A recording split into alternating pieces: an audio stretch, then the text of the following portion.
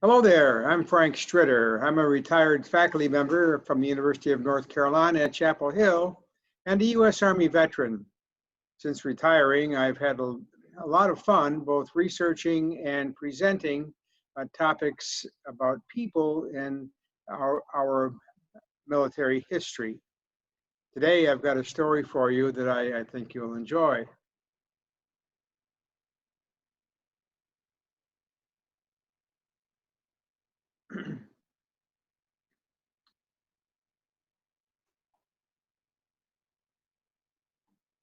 Several notable fighting groups have earned a place as part of American military history. I'm sure you recognize some of the names from this list. We go all the way from Ethan Allen's Green Mountain Boys up to the POWs at the Hanoi Hilton. Every conflict, we've had some groups that have stood out. Today, I'm going to tell you the story of another one.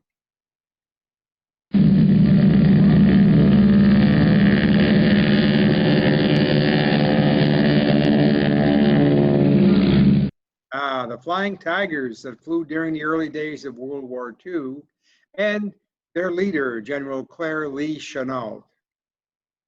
Japan had invaded China periodically since 1895. During the 1930s, Japan stepped up its aggression by sustained bombing of every major population center in Free China. This culminated in the infamous Rape of Nanking in early 1938, an episode of mass murder, looting, and rape committed by Japanese troops. China's Air Force had become decimated after 4 years of defending itself against Japanese and needed rebuilding. The Chinese government, under its leader, Generalissimo Chiang Kai-shek, was barely holding on against the Japanese attacks. It was living on supplies of food and weapons delivered by truck convoys along a crooked mountain pathway called the Burma Road, from the port city of Rangoon, Burma, all the way to Kunming, China. And now the Japanese army made moves into Southeast Asia that threatened to destroy that vital supply route. Major Claire Chenault, an advocate of and expert in pursuit fighter tactics, retired from the U.S. Army Air Corps in 1937. Shortly after his retirement, Madam and Generalissimo Chiang Kai-shek invited him to become a consultant to China in improving its Air Force capability to defend against the Japanese. Originally on a 3-month contract, Chenault was invited to stay indefinitely in China to help train Japanese pilots, build clusters of strategically located airfields, and develop a primitive air raid warning system using spotters in the field.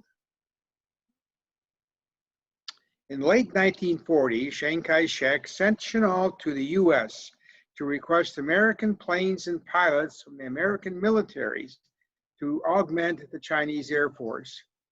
Chenault proposed an aerial foreign legion to President Franklin Roosevelt. He was successful as the president was sympathetic to the Chinese cause, even though his military advisors recommended against it. They did not trust Chiang Kai-shek.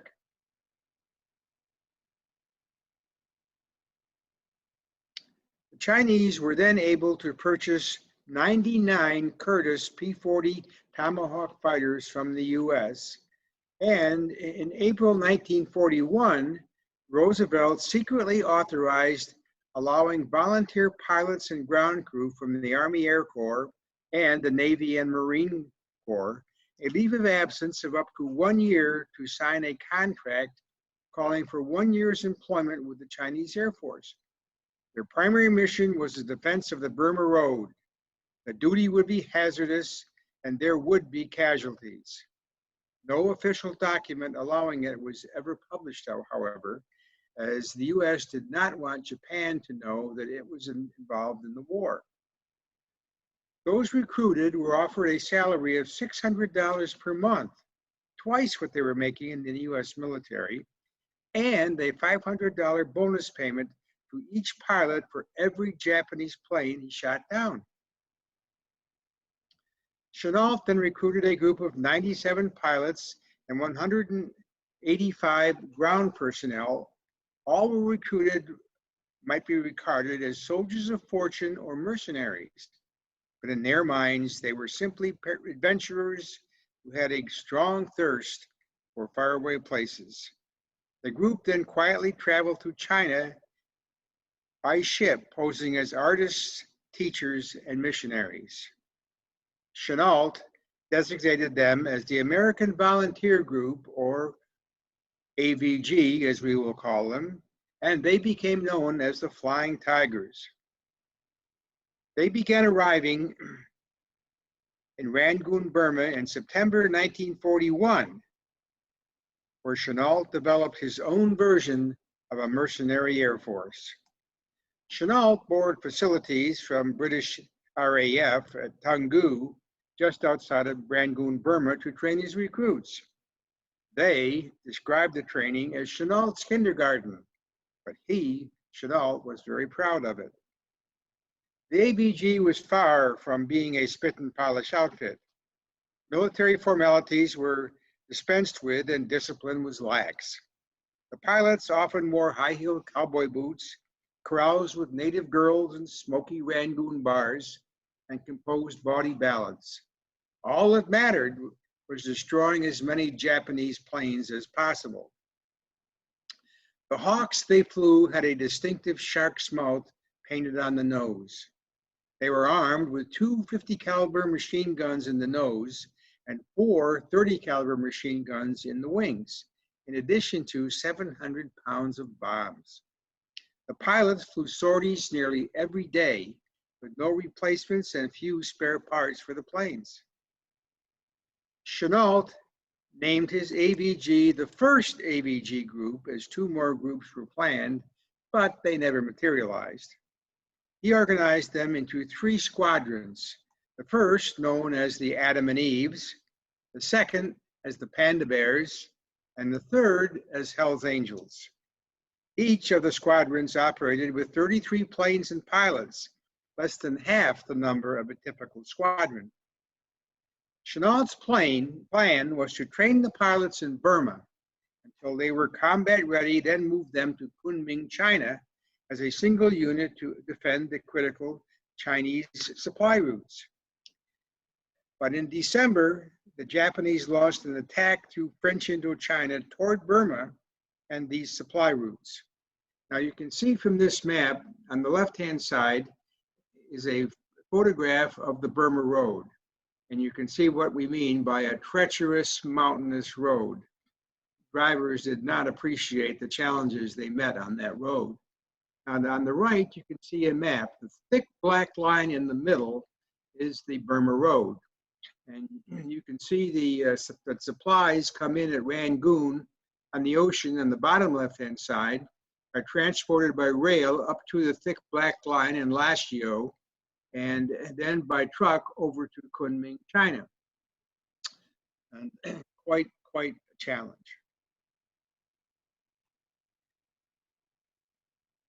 The Japanese forced Chenault to change his plans by developing and deploying the 1st and 2nd squadrons to Kunming to protect Chinese cities in that part of the area and to defend the eastern end of the Burma Road. They saw their first action on 20 December when they intercepted 10 Japanese bombers in an attack against Kunming. The bombers were forced to jettison their forced their loads before reaching Kunming.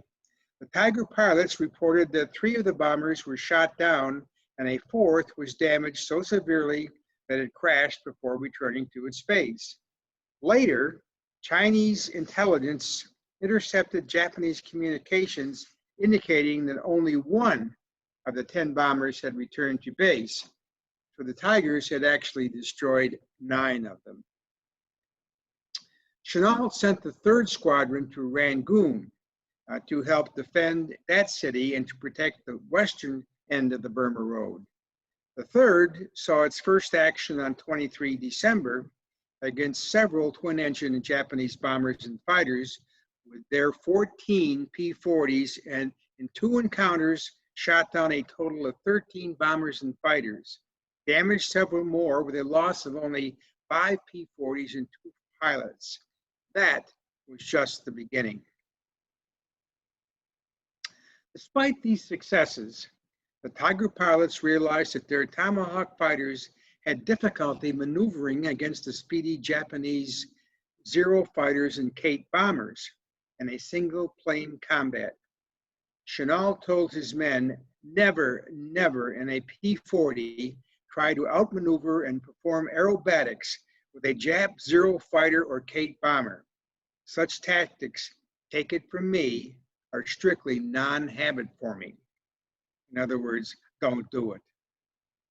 Chenault and his pilots then adjusted their fighting tactics to the P-40's strengths and weaknesses and the Zero's weaknesses. They found out that the Zeros were generally unbeatable in a turning dogfight, could be defeated with a rapid dive and zoom attack. The Americans soon racked up an impressive kill-to-loss ratio, fighting in 50 major aerial battles. The Tigers are almost always outnumbered by a ratio of 2 to 1, and usually by more than 4 to 1, but they never lost the battle. The system worked as follows. The pilots waited in their alert status for long hours. They were briefed by Chenault to make sure they were ready. They headed to the flight line as soon as they received an alert. They left the flight line after returning from a mission. The ground crew worked long hours to repair planes with baling wire and chewing gum. The ground crew obtained parts from the used parts department, and you can tell that the used parts department was simply a pile of wrecked P-40s. Each pilot received a to the back of his. If the pilot was shot down, the chit advised Chinese locals that he was an American fighting for China. Next to the chit is a Flying Tiger emblem patch worn on each pilot's flight jacket as well. One of the most famous and successful Tiger pilots was Gregory Pappy Boyington, who shot down 6 Japanese planes before he transferred back to the Marines with a Black Sheep fighter squadron in the South Pacific. And he became a fighter ace by shooting down a total of 26 Japanese planes. Another was Duke Hedman, the Tigers' first ace and the only one to become an ace in one day, doing so on Christmas Day in 1941. Another was R.T. Smith, a Tiger ace with a total of 9 kills. Chenault, called just the Old Man by his men, was nicknamed Old Leatherface because of his thin skin that had become weathered and calloused and cracked from exposure to the elements. Combat was not as easy as the AVG had been promised. Many suffered from low morale caused by the constant threat of malaria and cholera, inadequate supplies, insufficient maintenance personnel, lack of spare parts. During their nearly 7 months of relentless combat, the Tigers became exhausted and material losses were considerable. The AVG lost 69 planes to combat, accident, and abandonment. On the day the AVG was disbanded, there were just 30 well-used P-40s still in flying condition. 4 Tiger pilots were killed in combat, 6 were killed by anti-aircraft fire, 3 by enemy bombs on the ground, and 3 were taken prisoner.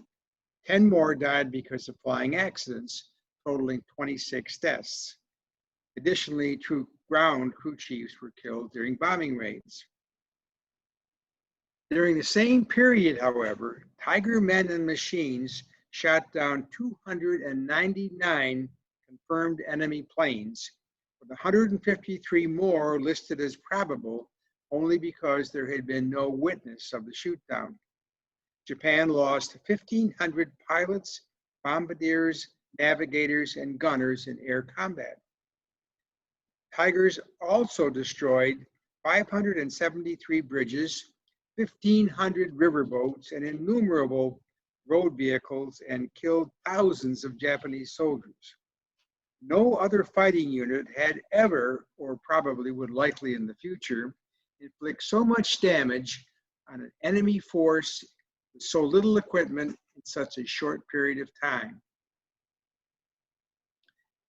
Back home, Americans needed to feel that they were doing something to avenge the Japanese attack on Pearl Harbor. The Flying Tigers did that for them. They became symbols of heroism and of U.S. military capability in Asia. That was before the Doolittle Raiders launched their monumental attack against Tokyo. It was not surprising that the Army wanted to absorb the Tigers into the Air Corps once the United States formally entered the war in late 1941. Now, when the Chinese Burma-India Theater was created by the United States military in early 1942, under the command of Lieutenant General Joseph Vinegar Joe Stilwell, the U.S. military decided to send Air Corps squadrons to replace the AVG and augment the Chinese. The reasoning, of course, and I could understand that, was that an organization of so-called civilians could not coexist with the military. The U.S.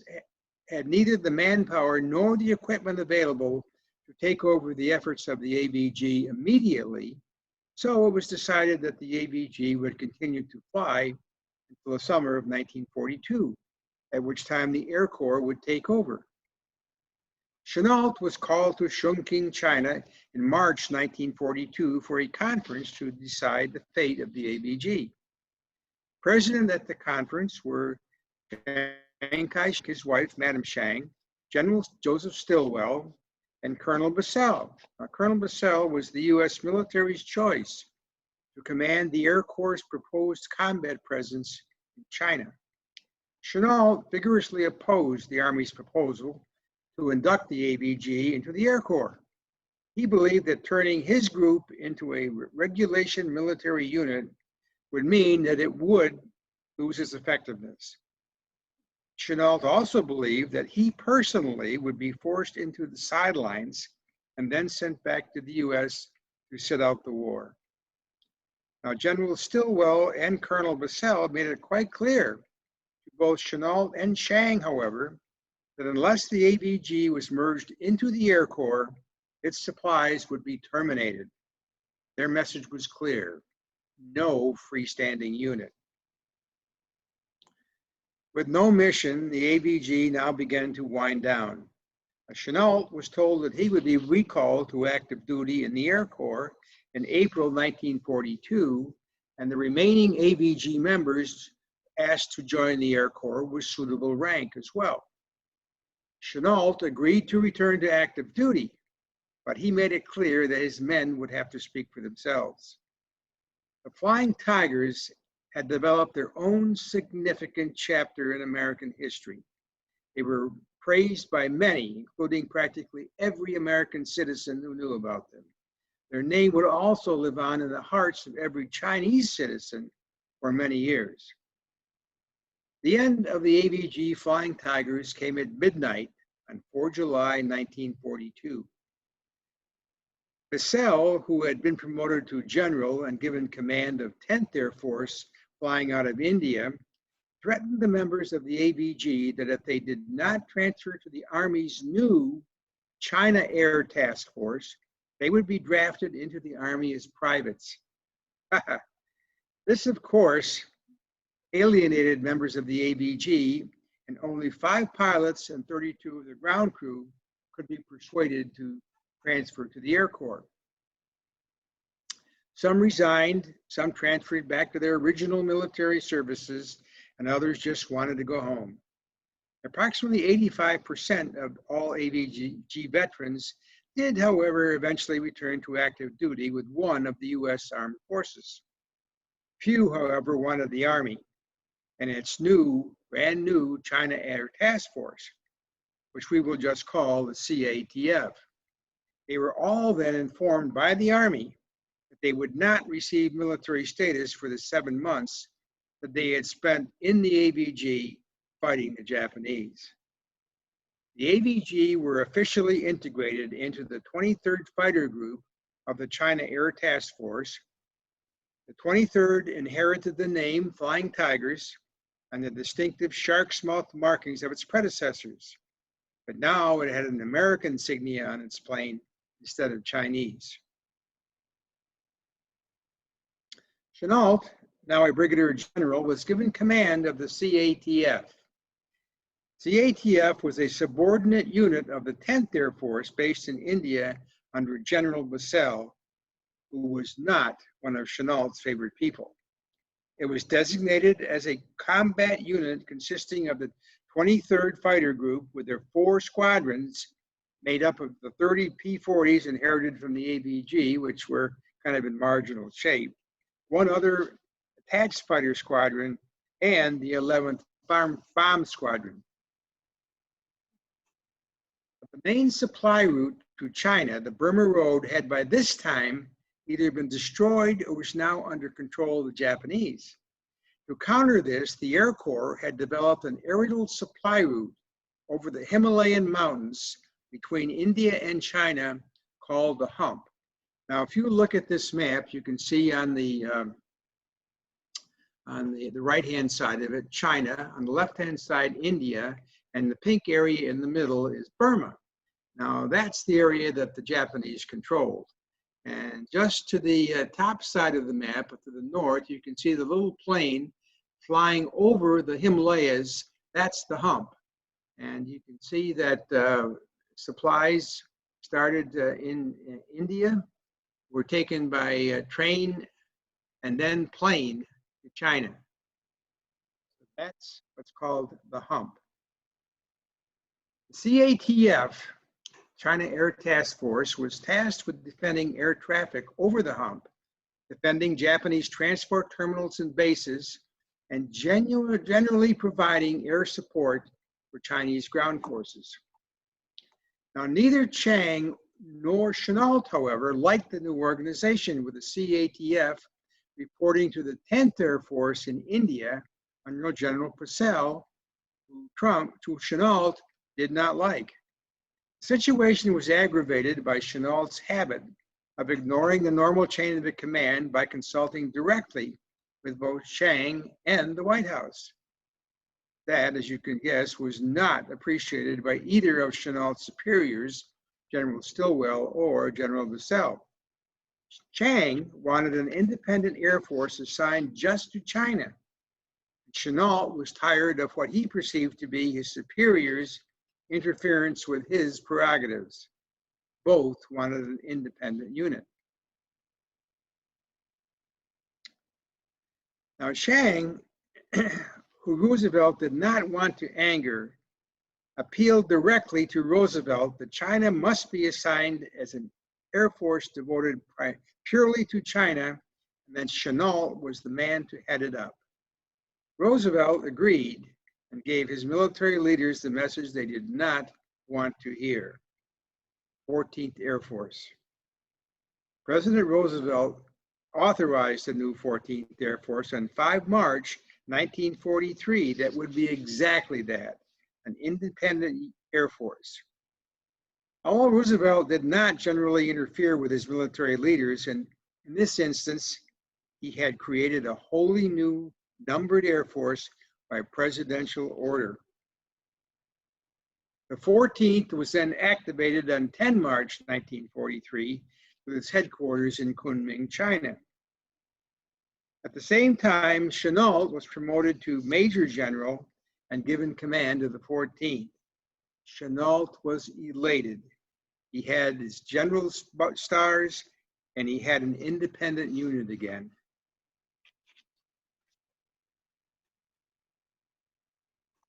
You can see here the flight jacket still had the bloodshed on it, but it's now the 14th Air Force, and the patch that was created by Chenault for the 14th to wear on their flight jackets. The 14th adopted the 23rd Fighter Group with its Flying Tigers designation and was assigned fighter and bomber operations along a wide front that stretched throughout most of China. The 14th then had the huge task of stopping Japanese air attacks over the mainland China and protect the supply line over the hump. The 14th totaled 700 airplanes in its command by the end of 1944 and did win air superiority over Japan in the Chinese airspace. Under Chenault's command, the 14th established a ratio of 7.7 enemy planes destroyed for every American plane lost in combat. Really a truly outstanding record. In the final analysis, General Arnold, who was the Air Force Chief of Staff back in the US, decided that even though Chenault had achieved such an outstanding war record with the 14th, he had been far too headstrong and insubordinate, was not a team player, and had circumvented the chain of command far too often. General Arnold had had enough and suggested to Chenault in early June 1945 that he retire. Chenault got the very pointed message, submitted his request for a second retirement from the Army on 6 July, and transitioned back to civilian life on 31 October 1945. After the war, the 14th Air Force was moved back to the US in December of 1945 and deactivated on 6 January 1946. The 23rd Fighter Group, by the way, has now been reactivated as part of the 23rd Fighter Wing at Moody Air Force Base in Georgia. It still retains the name of the Flying Tigers, and it still carries the famous shark's mouth nose art of its World War II predecessors. And you can see here some of the jets of the 23rd Fighter Wing. Chenault was promoted to Lieutenant General on the retired list in 1958, earned his 3rd star, and died 9 days later. Hundreds of former members of the Flying Tigers and the 14th Air Force traveled from all over the country to pay their respects to the old man. They loved him, even if his superiors did not. In 1991, just before their 50th reunion, all AVG Flying Tiger veterans were informed by the Department of Defense that they had finally been granted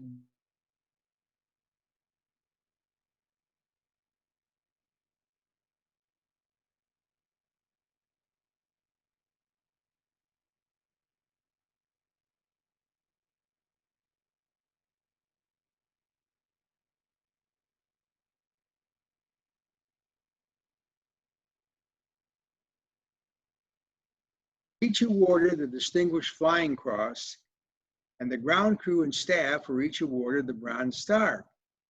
After over half a century, the first Americans to fight the Japanese were finally recognized by their country for their heroic contributions to World War II.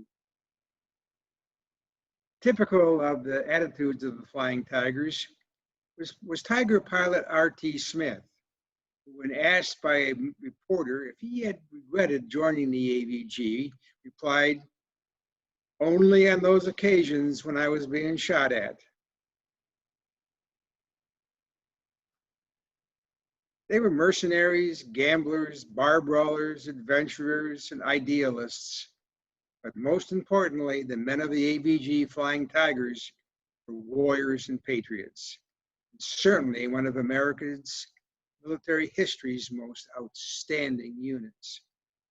They were all reflected the traits of their leader, General Claire Chenault, both good and bad. Thank you. Now, I hope that you enjoyed our discussion today. And I hope you'll come back again when we have another one of these military history presentations ready to put on YouTube. And so thank you very much.